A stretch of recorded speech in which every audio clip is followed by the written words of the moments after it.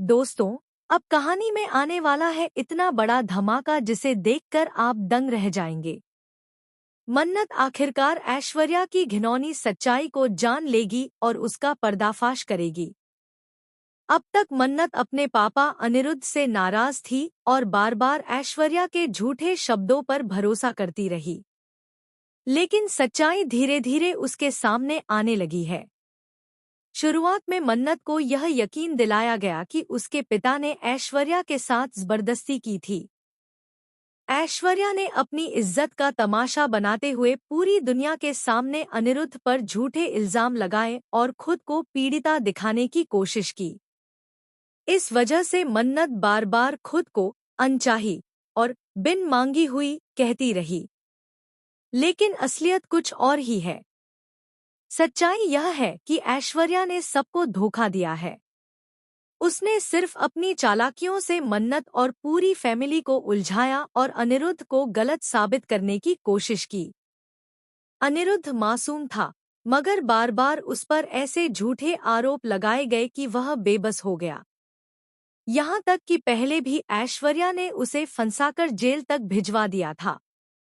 लेकिन अब खेल पूरी तरह बदलने वाला है।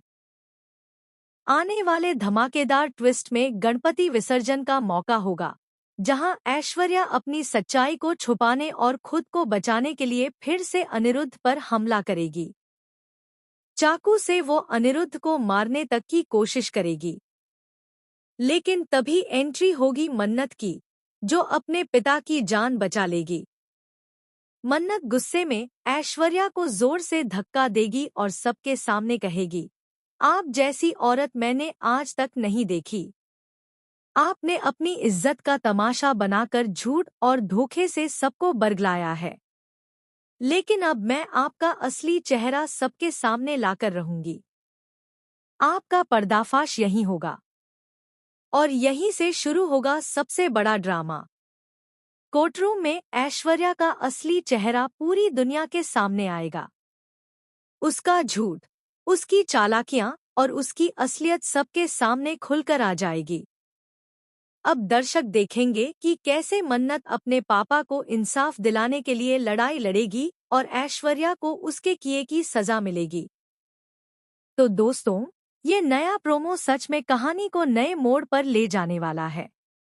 अब देखना दिलचस्प होगा कि कब ऐश्वर्या का असली चेहरा सबके सामने आता है और कब अनिरुद्ध को आखिरकार इंसाफ मिलता है।